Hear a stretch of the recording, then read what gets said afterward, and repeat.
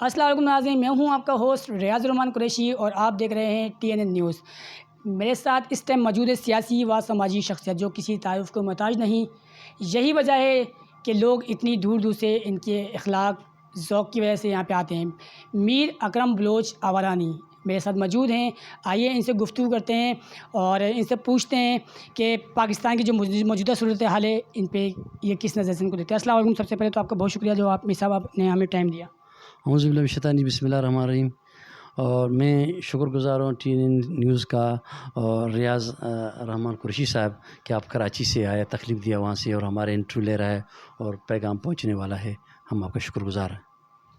میر صاحب، سب سے پہلے تو میرا آپ سے یہ سوال ہے، پیپلز پارٹی میں آپ سب سے پہلے تھے، اس کے بعد پیپلز پارٹی کو چھوڑنے کی کیا وجہ بنی؟ دیکھو، پیپلز پارٹی میں تھا، بی بی کا ایک محبت تھا۔ بی بی ماشاء اللہ مختلف شہید بینظیر بھٹو پاکستان کا لیڈر نہیں تھا، وہ پورا انٹرنیشنل لیڈر تھا، وہ سب کو پتہ ہے، ایک لیڈر تھا۔ اور ہمارے پاکستان نے اس بیچارے کو شہید ہوا تو اس کے بعد مجھے مزہ نہیں لگا۔ میں 5 سال تک یہ گورنمنٹ چل رہا تھا، میں اس کے ساتھ چل رہا تھا، لیکن ہمارے ورکروں کو کوئی کام ہوا بھی نہیں اور ورکروں کو گھاس کرا نہیں پوچھتا تھا، سمجھے؟ تو اسی لیے میں نے سوچا کہ ورکروں کی جب کام نہیں ہوا، کسانوں کے لیے کام نہیں ہو رہا ہے، تو میں نے پارٹی چھوڑ دیا۔ اور 2013 کی الیکشن میں نے پیپلز پارٹی تھا، لیکن میں نے الیکشن بائیکاٹ کی۔ میں جب بائیکاٹ کیا، مست ہوں، لورا لائی جو پورے بلوچستان میں لوگوں نے کافی بائیکاٹ کیا اور پیپلز پارٹی 0/0 ہوا، اور میں پالا بھی آسمان تک پہنچا دیا اور یہاں سے 0 بھی کیا۔ پھر اس کے بعد آپ نے پیپلز پارٹی کو چھوڑا تو اس کے بعد میں PSP جوائن کی، جبکہ وہ ایک مہاجی کی قوم تھی، پارٹی تھی، اور پھر آپ ماشاءاللہ خود بلوچ ہیں، تو پھر یہ کیا مقصد تھا PSP کو جوائن کرنے کا؟ چھوٹے وقت میں بڑے فائدہ اٹھانا پڑے گا۔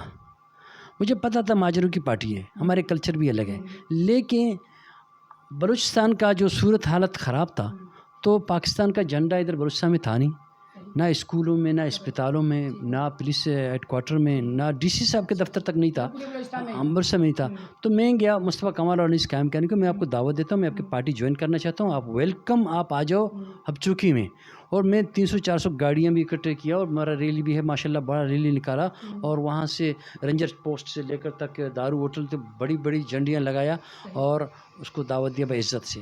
اور پھر میں نے کہا کہ میرا معاہدہ یہ ہے کہ آپ بلوچستان کا صورت حالت اس وقت نازک ہے، مجھے 3 حلقے کے الیکشن کا جو ہم ٹکٹ چاہیے، 2 نیشنل اسمبلی، 1 صوبہ اسمبلی، ایک NA 270 لسبیلا ٹو گوادر، ایک NA 272 واشک ٹو پنجگور، اور ایک PB 44 اوارہ میں 2000 فٹ کا جھنڈا اٹھایا اور 30 مارچ میں، اور جھنڈا ہی جھنڈا تھا ہر جگہ۔ میں نے تقریر، جلسہ، ریلی، میں نے کسی کو نہیں کہا کہ مجھے ووٹ دے دو، میرا جو مقصد تھا، جو میرا ٹارگٹ تھا، میں ادھر پہنچ چکا ہوں۔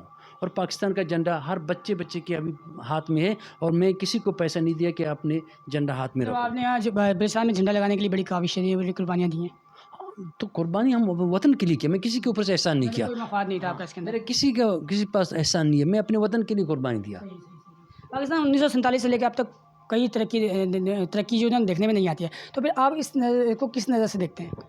دیکھو، پاکستان ان لوگوں نے ایک ٹیکسی بنایا، ہر بندہ ڈرائیونگ کر کے کماتے پارک میں رکھتے ہیں، کبھی نواز شریف آتے ہیں، کبھی زرداری آتے ہیں، کبھی فضل الرحمان آتے ہیں، کبھی PADM آتے ہیں، لیکن یہ لوگ کما کے سوئٹزرلینڈ میں کوانٹے نکالتے ہیں، اس کو عوام کا کوئی پرواہ ہی نہیں۔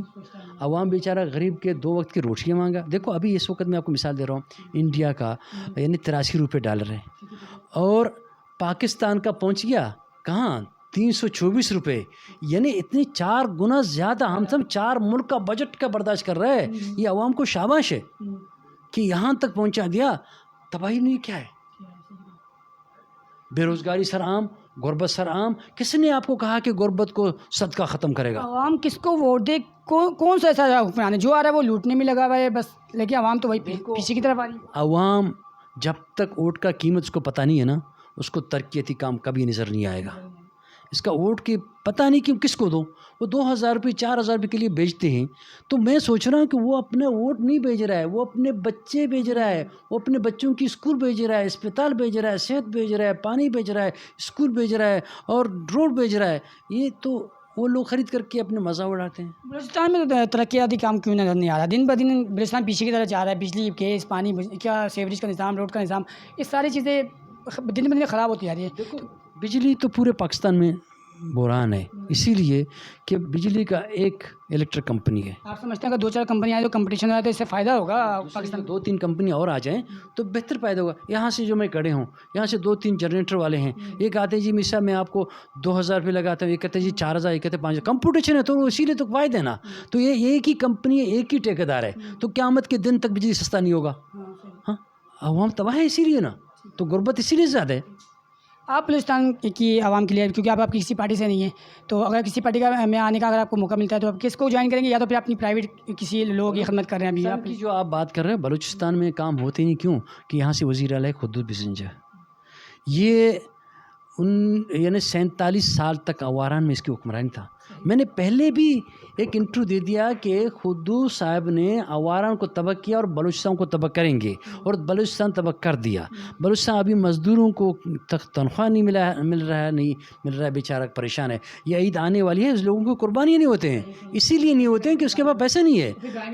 ہم ہر چیز مانگے، اسی لیے مانگا ہے کہ تو یہ بیچارہ خدوس نے اپنے، اس کو ہو سکتا ہے وہ اپنے گھر تک بھول گیا، اپنے ایڈریس پتہ نہیں اس کو، اس کا گاؤں کا نام ہے اجاؤ شندی، وہاں سے اس کا روڈ نہیں ہے، اسکول نہیں ہے، اسپتال نہیں ہے. وہ بلوچستان کو کہاں دے گا؟ اپنے علاقے میں انہوں نے کوئی ترقیاتی کام نہ کرایا ہے، اپنے علاقے میں نہیں کرایا، کرتے ہی نہیں. وہ جب آیا یعنی 47 سال تک آ رہا ہے، وہ 2,000 3,000 روپये ووٹ خرید کرتے ہیں. یہ ووٹوں سے نہیں آ رہا ہے بھائی، یہ نوٹوں سے آ رہا ہے. نوٹ دیتے آ کے گورنمنٹ بناتے ہیں، گورنمنٹ چلاتے ہیں اور پھر بیٹھتے ہیں اپنی جگہوں میں.